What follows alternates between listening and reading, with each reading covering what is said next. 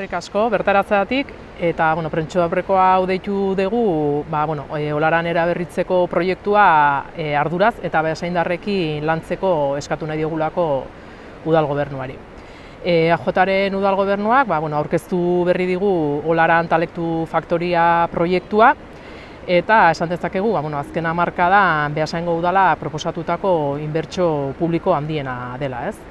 Proiektu honetan, Olaran eraikina, luxuzko jatetxe batez gain, kanpotik datozen taletuentzako edo 35 etxebizitza eraikitzea proposatzen du, ez? Kanpoko talentua jartzen du erdigunean gobernuak, bertako talentua sustatu beharrean eta Beasainek dituen 11 premiak lehenetsi beharrean, ez? Zentzu hortan, Olaran eraikina eraberritzearekin, eraberritzea edo partekatzen badugu ere, planteatzen den proiektuak zein hau erabakitzeko moduan ez zaizkigu egokiak iruditzen, ez?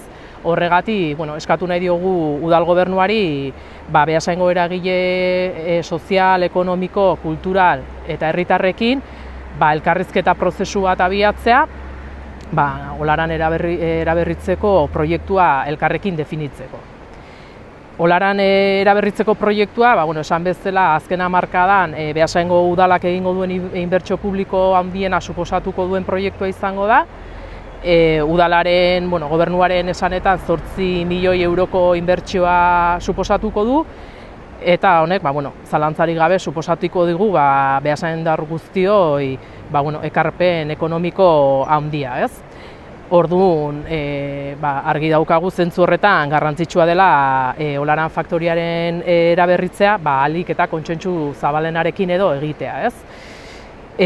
Hasi, porteriako auzotarretatik eta oro har, beasaindar herritar zein eragileen ahotsa entzunez, ez? Beasaine, baditu herri bezala aurrera begira hainbat premia eta hainbat erronka, etxebizitza da horietako bat, etxebizitza eskuratzeko zailtasuna ikaragarria da, gai gazteak emantzipatzeko, irisgarriak ez diren etxebizitzatan bizi diren helduei alternatibak eskaintzeko, kultura sustatzeko ere, ekipamendu falta ikaragarria da, eta, nola ez, aipatu gabe ezin utzi zahar-egoitza irisgarri baten beharra, ez? Eta tokiko merkataritza indarberritzeko ere, erronka edo premia berezia dugu, ez? Zentzu horretan, behar guzti hauei edo soluzio bideak emateko, ekarpen handia egingo luke Olaran eraikin eraberritu honek, ez? Horregatik, garrantzitsua dela uste dugu, eraikin horren eraberritzen egin beharreko inbertsioaren norabidea eta lehentasuna, proiektu horrek ondoren herriari ekarriko dion onura sozialaren arabera edo definitzea, ez?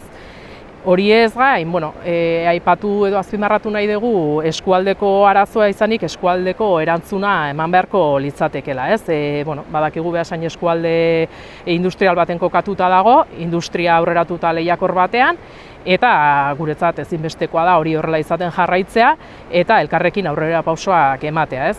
Proiektu hau planteatzen da, enpresek izan ditzaketen zailtasunak nolabaiteko talentuak erakartzeko eta esan bezala, iruditzen zaigu Goierriko udal, eragile, enpresa, sindikatu, zein udalez gaindiko erakundeekin, Gipuzkoako Foru Aldundia edo Eusko Jaurlaritzaren arteko lankidetzarekin edo egin beharreko lan koordinatu eta integral bat dela, ez?